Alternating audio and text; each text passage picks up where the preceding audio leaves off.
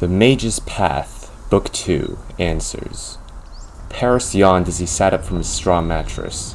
The tarps over the windows were down, but enough light snuck through that Peras could tell the sun was already far above the horizon. He must hurry to work. Master Righam and Jack were probably already at the smithy. What an odd dream. I imagined I got into a fight at the tavern and used fire magic. Peras yawned again and winced as the yawn stretched the bruise on his ribs. His heart sank. That was no dream. His thoughts were tumultuous, but Peras pushed them away. What can I do? I know I'm not a mage. I'll just have to go to work as normal, and whatever people think happened is out of my control. He put on 2 layers of clothes to keep warm against the morning chill, and also threw on his fur cloak.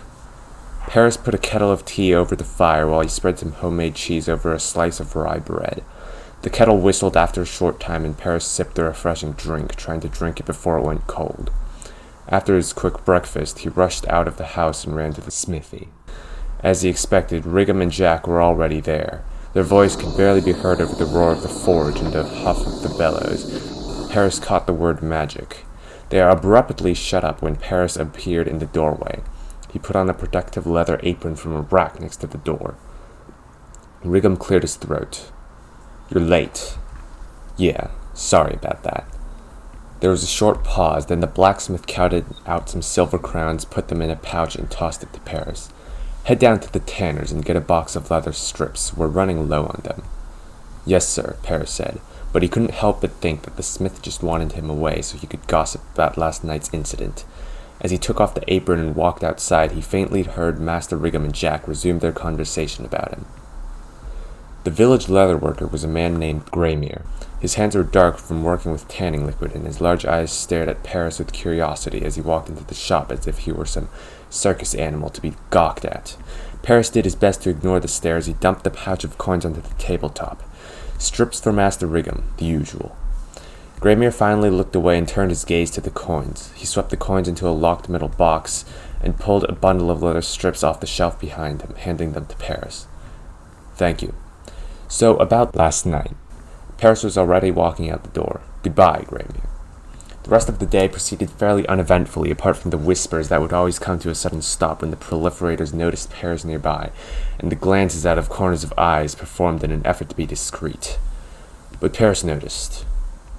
It seemed too long before the sun fell below the horizon and Righam dismissed Peras. He could finally go home, where there were no eyes to stare at him and no mouths to whisper about him. Peras opened the door and stepped inside the dark house. Something crinkled under his foot. He stepped back and bent down to pick up a small folded piece of parchment, which he unfolded to reveal a short message written in black ink. "We need to talk. Come to my house as soon as you find this message. This is important. Do not ignore this letter. Garl Mila." Peras sighed, figuring Garl just wanted to question him for more gossip material like everybody else.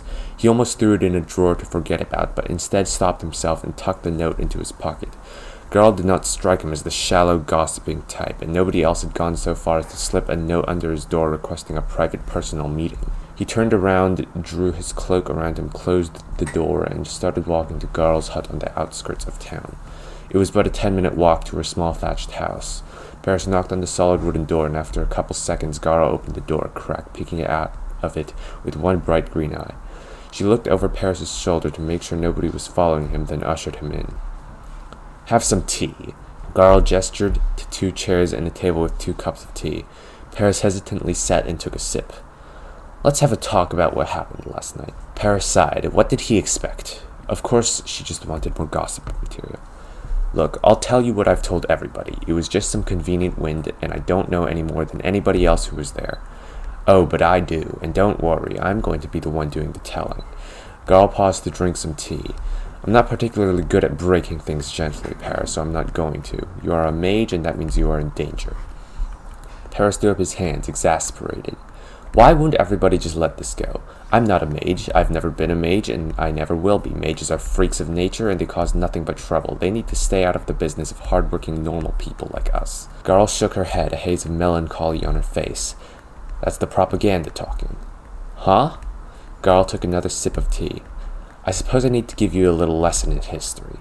I I don't see how this relates to magic. It has everything to do with magic. I fought in the Crown War for the Old Kingdom 15 years ago.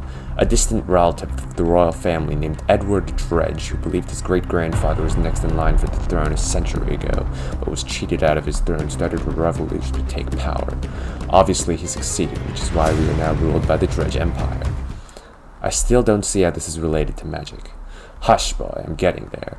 Mages weren't always so hated as they are now. In the Old Kingdom, they were valuable contributors to society and held important roles in many industries as well as the army.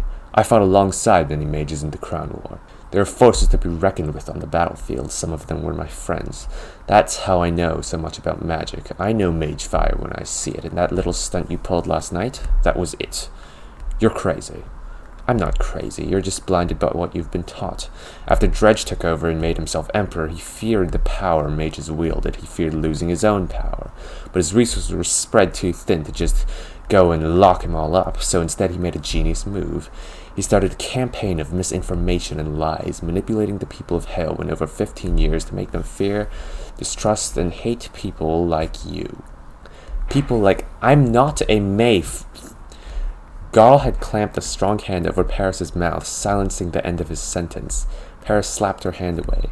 You imbecile, Garl hissed. Do you want the whole village to hear? You must realize you are in danger. Peras was starting to become angry. I would be, if I was indeed a mage. You are, am not. Garl sighed. Well, there's a very simple way to prove it. You have to try doing magic. I shall not do anything of the sort. Peras was just about done with this crazy old lady and was ready to stand up and leave, but something held him to his chair. Curiosity. Some part deep inside him wanted to know if he truly was what he had been raised to fear. Garl grabbed a lantern from a small table behind her, took out the candle, and blew it out. I want you to light this candle. According to my arcane friends whom I fought alongside, mages perform magic by directing their bodily energy. This can be made much easier by the use of emotion. If I remember correctly, the simplest motion to light a flame is this. Garl demonstrated. She flicked her hand like a whip and ended in a claw shape, with all of her fingers pointing toward the wick of the candle. The motion is meant to concentrate your energy through your fingertips and project it so that it focuses on the wick, lighting it. Try it. Peras grudgingly did the motion, trying to push his energy through his fingers to light the wick. The wick remained cold. He relaxed with relief. He wasn't a mage, and this conversation was over. He was getting out of here. Most don't get it on their first try. Try it again. Peras glared at Garl for a second, but the dark curiosity inside him begged for confirmation. He prepared to do the motion again. Peras tried to focus on moving his vitality toward his fingers, then performed the move. This time was different. He felt a rush of something through his fingers, and the unlit candle in front of him burst into a bright, flickering flame. Shocked, Peras stood up and stumbled back. Breathing hard, he looked from the newly lit candle to his hand, then to Garl, then spun around and barged out the door, running away from the proof of what he was. To be continued in Book 3.